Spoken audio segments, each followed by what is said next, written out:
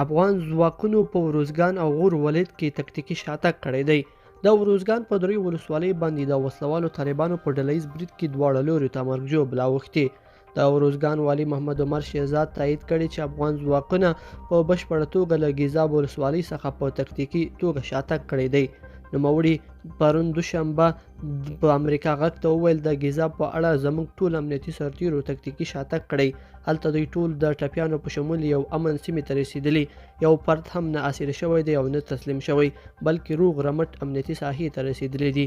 والي همدارنګه وویل چې د دغه ولایت پر چوري ولسوالۍ د وسلوالو طالبانو په ډلهییز بریدونو کې 4 افغان سرتیري او 15 وسلوال طالبان هم وژل شوي دي. د ویل تیره شپه پر چوره ولسوالۍ وسلوالو طالبانو ډلهییزه حمله وکړه چې زموږ قواوو یې پر وړاندې مقاومت وکړ. په جګړه کې 4 تنه د ګډو قواوو سرتیري وژل شوي او 9 تنه نور ټپیان شوي دي. دغه راز 15 وسلوال طالبان هم وژل شوي او 20 تنه نور ټپیان شوي دي. موږ چمتووالی نیسو چې تازه دمه قواوې سیمو ته ولېږو. بلخوا افغان ځواکونو د غور ولایت له شهرک ولسوالۍ هم تکتیکي شاتګ کړی دی.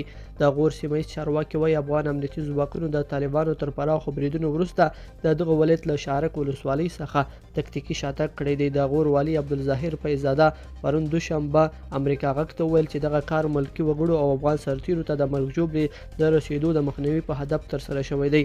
د امنیتي سرتیرو په وتلو سره طالبانو د دغه ولسوالۍ ودانۍ نیولې ده. لیدونکو په دې هیله چې دا مطلب به مو تر پایه لیدلی وي. که مو دغه ویډیو خوښه شوې ویډیو لایک کړئ او چینل سبسکرایب کړئ.